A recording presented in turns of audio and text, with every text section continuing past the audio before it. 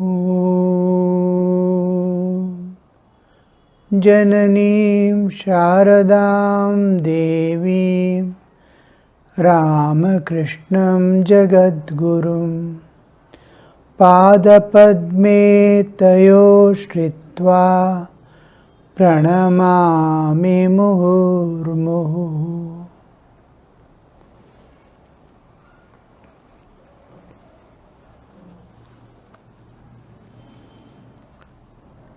At the request of Sri Ramakrishna, M is making arrangements to take Sri Ramakrishna to meet Vidyasagar.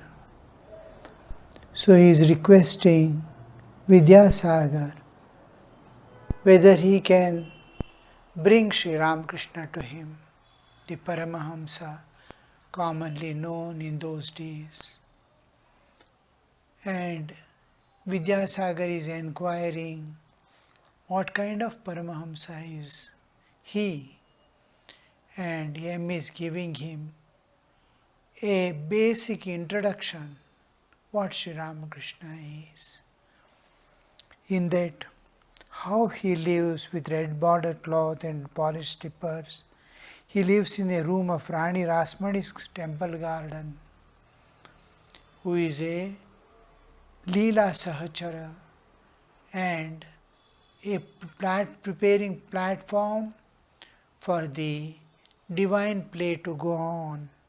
In his room there is a couch with mattress and mosquito net. Whatever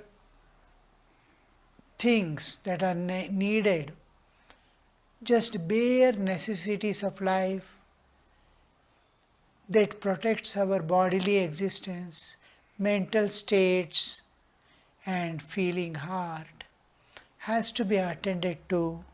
Sri Ramakrishna is showing and putting on a mosquito net at night.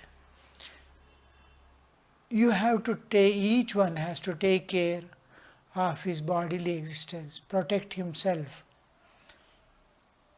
Harmful things, evil things, poisonous things will be there. Protect yourself. Now, here we see Sri Ramakrishna, the thorns in the forest cannot be removed. Wear a footwear and walk. Mosquitoes, evil people will be there at all times in the world. Protect yourself from them. You cannot destroy them because they are planned and kept by nature.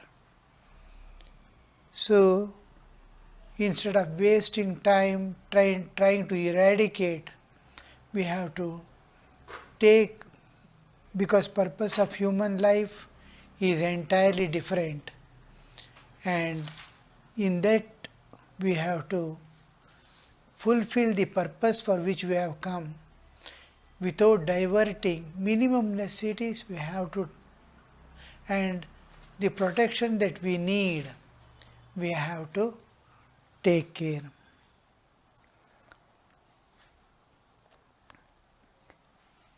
Even from bad and evil people, we may have to protect ourselves.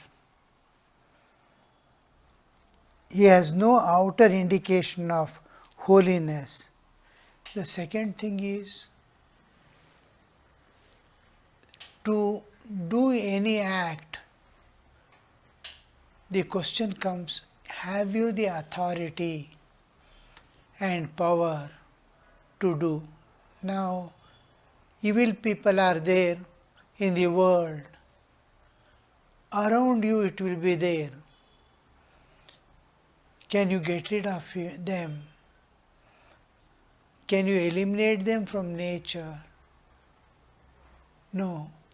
We have not been individually, as individual, society in collectively may try to eliminate or suppress or control through a government to some extent. But evil has been there at all times from ancient times. Where there is dharma, we saw the adharma is bound to be there. So protect yourself and see that time, energy and your efforts are not wasted in unwanted functioning. Put all efforts instead of making some arrangement, temporary arrangements in this world. Try to put all that and try to transcend the nature and go beyond. Go beyond good and bad. How long will you hold on to one and fight with the other? It is shadow fighting. It will never end. Our life will go away in fighting, but we never come to a conclusion. So instead of that, all your energy, time, just protect yourself. You have come for a different purpose, protect yourself. Those who are wise, those who are, you see in my life itself, from childhood, I never went to correct this world. All others I find talk so much about spiritual life, how to live in the world. And I find them, they have not attained peace. They have not attained anything in their life. They are in the bondage and they lack peace. They have not settled down yet in life, but they speak so many things. At the same time, I did not. They want to change this world. This world cannot be changed. God alone has to come, even to re-establish dharma.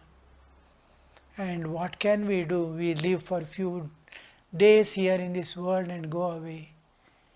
This is going to continue for Puranic time. We see there is a constant clash between the righteousness, unrighteousness, dharma and adharma. So without wasting time, I would not have attained anything in my life if I had tried to change this world, but silently, not paying attention to anything, all my concentration. Where is the reality? We see in Naren's life. Is it real? Is God real? To the extent the people do not harm you by any means, the evil people, or the bad people do not influence you in any way, you have to protect and then put all energies to transcend and go beyond. Not to find and suppress, but to transcend and go beyond. So, just a mosquito net he is wearing indicates all this. I saw even when I was in Chennai Mutt, Tapasyananji Maharaj, one of the vice presidents of the Mutt and Mission, such a elevated soul, used to, at the age of 86 I saw him, I was under him for 4-5 years, bare cot, without a mattress, but with a mosquito net hanging around the cot. He will be peacefully sleeping even without a pillow, folding the towel with which he wipes the body after bath. He used to keep as a pillow, and bare necessities mean bare necessities. Tapasyananji means Tapasyananji. So this kind of life, but whole his attention was on the divine. Whole attention was, how can I serve this world? What can I? The two things essential for our life, in our life, spiritual life, is intense love of God and the sacrifice and service attitude towards this world. We have come to give, not to change this world. Whatever we have, we give and go. He has no outer indication of holiness.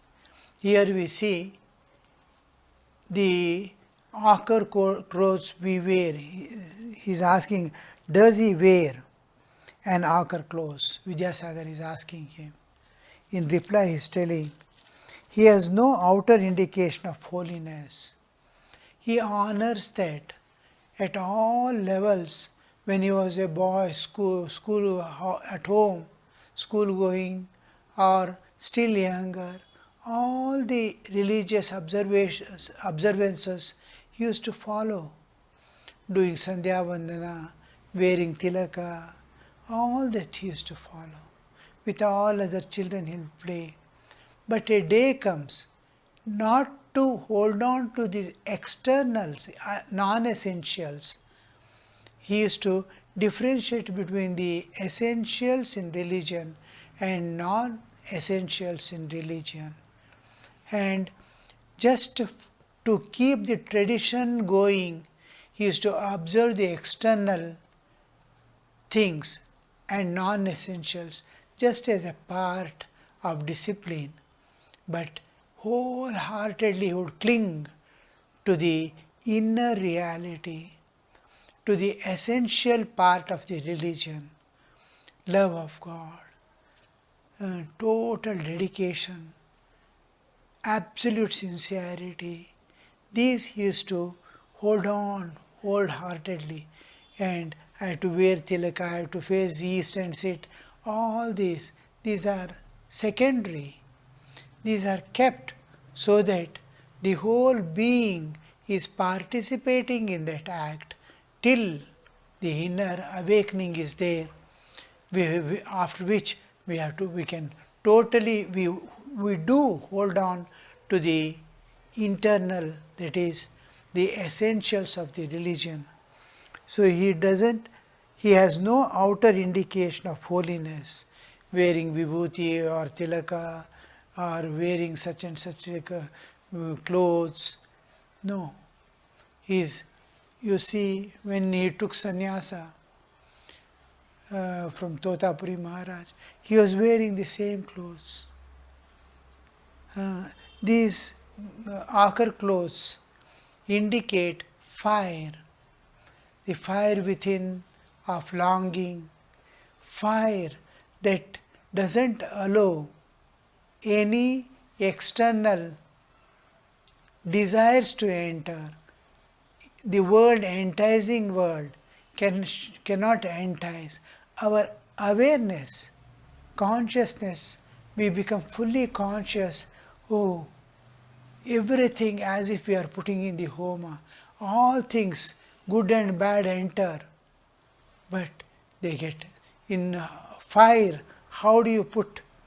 Whatever you put in fire, good or bad, it burns down to ash. So all desires enter into him. All enticements of the world approach him. All temptations chase him, but they cannot enter and conquer. So he is aware of that fire, the protection of fire from outside and inner fire to realize God. So when after reaching the perfection, absolute perfection of the absolute reality, of realizing the ultimate, after that the fire quenches down. The inner divinity shines forth. He sees divine everywhere. After that, what is the need of this fire? Fire indicating cloth. Once the fire burns down, and last, when even the splinters become calm, only ash remains. Ash has no color, it is white color. Sri Ramakrishna again goes back to normal dressing after the fire quenches down.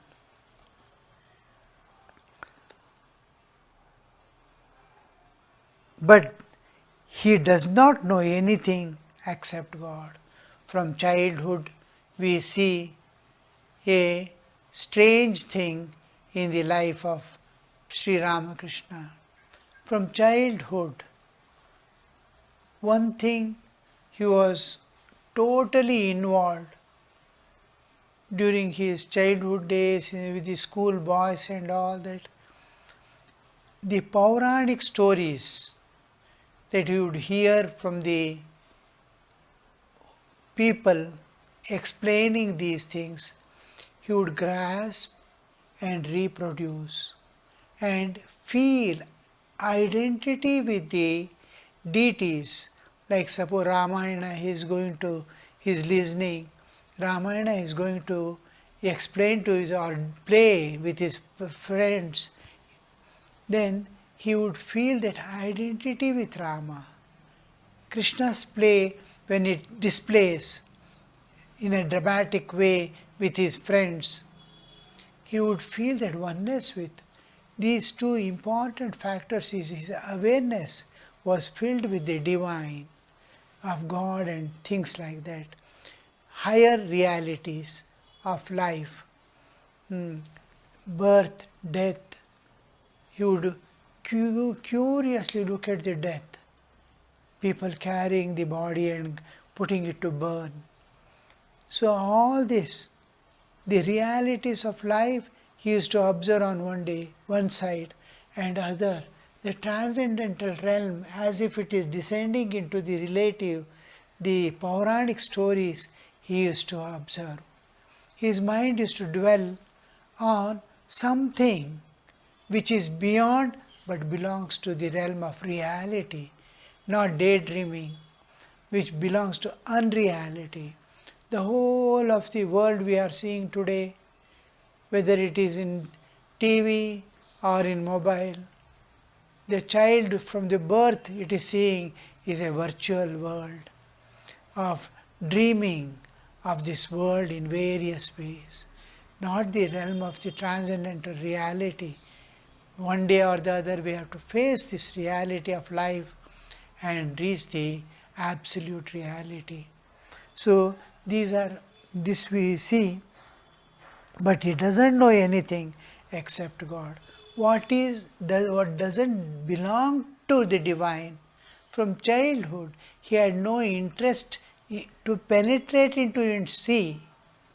From outside the learning was there, what it means, what it does. Oh, this is dangerous. Just like a child seeing others getting burnt. If the child himself getting burnt and running away is different, and others getting burnt and seeing the other child goes to the fire, touches and starts screaming and weeping. This boy doesn't go to touch the fire and experience it and know. But somebody is enjoying some sweet meat, he can participate in that. What burns, what harms, by observation, without entering into it, he is to avoid. And what would give bliss, joy, lasting peace, he would hold on to. It is the what made him to cling to the divine from childhood is his sattvika guna. When God incarnates, he incarnates with Shuddha Sattva. He is Shuddha Sattva Pradhana. We too have Sattva, but it is Malina Sattva because it is associated with higher degrees of Rajas and Tamas. In case of avatars, this Rajas and Tamas are just a appearance without a active ingredient in it.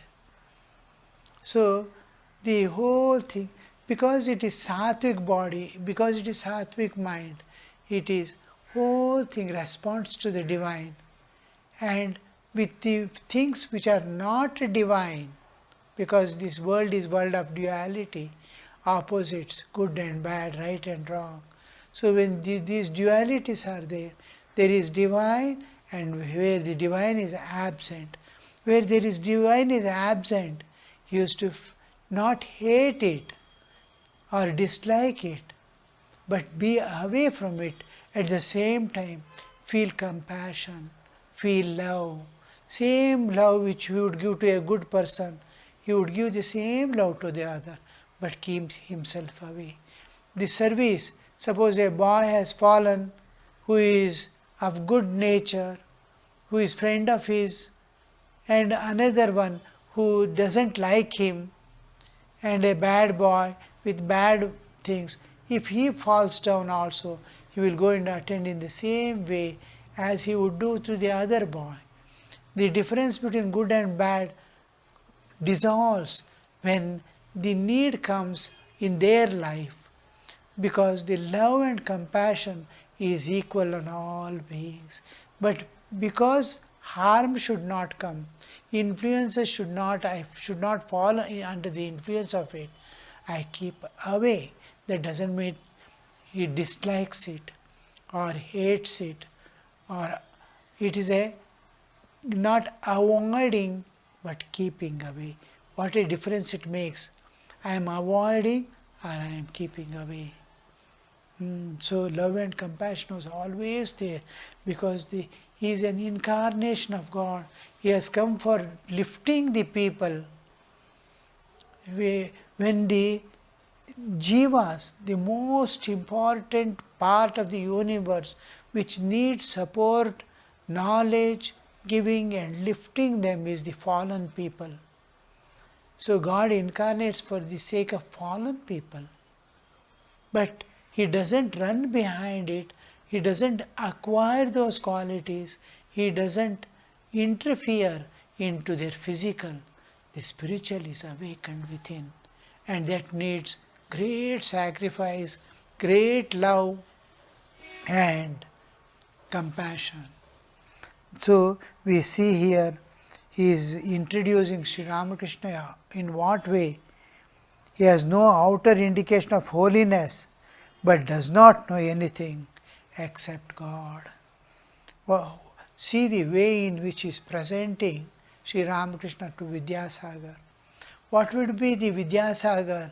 He is Vidyasagar. He is full of wisdom and knowledge, full of compassion and love for beings.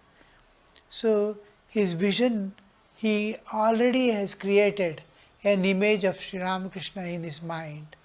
Now this has to descend to his heart to transform, because he is ready for the transformation. When compassion and love for other suffering mankind comes in the mind of any person, he is ready for spiritual transformation. What we saw in Buddha, the great Buddha, how the transformation was there. Just by looking at the suffering of others, he has never experienced any suffering, but looking at others, because he was ready for the transformation. What was the readiness? Loving others and feeling compassion for the suffering beings. So day and night he thinks of God alone. This is how he introduces Sri Ramakrishna to Vidyasagar. Now these words M is telling to Vidyasagar, but actually when we see behind the screen what is happening, the whole divine play is going on. It is being played. The Vidyasagar and their conversation, Vidyasagar is asking something, inducing him from within. M is replying in a particular way. He is presenting Sri Ramakrishna in a particular way as he is inspired from within. It is not his mind or his nature presenting Sri Ramakrishna. It is Sri Ramakrishna presenting himself through the words of M. God is the real doer, especially in case of avatars, incarnations. We see this.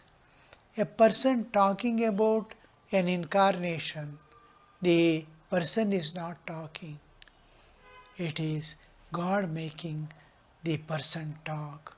So here M is talking, but it is not M who is talking, he is made to talk, because the transformation has to undergo in Vidyasagar. It is something like remote control. Sri Ramakrishna is sitting somewhere and is going to meet the earlier preparation in the soul of Vidyasagar must be there. Day and night he thinks of God alone. What is the difference between all other beings, all other people, humans, and between this Sri Ramakrishna is day and night he thinks of God alone. In the world what we see, day and night the people think of the world alone. Worldliness, enjoyments, possessions. Beyond that, to think of God, it becomes very difficult who are filled with worldliness and worldly grip on the world to calmly sit, forget the whole world and body and love God or think of Him and forget this world and body. It becomes very difficult because inside the whole thing is day and night thinking of this world. They have become a part and parcel of the world filled with materialism. So the thought of divine to descend in their mind becomes difficult. Similarly, the world cannot enter a person who constantly thinks of God day and night.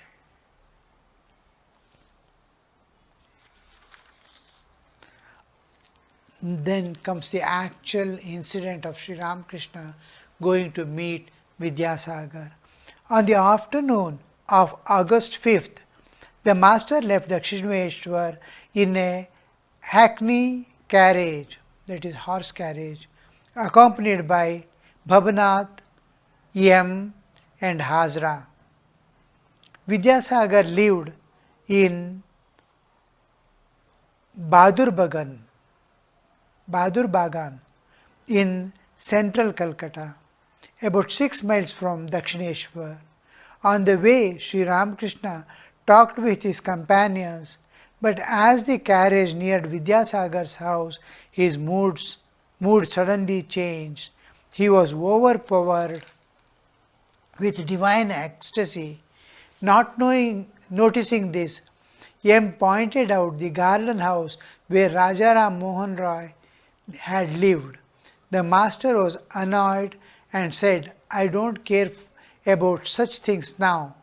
He was going into an ecstatic state.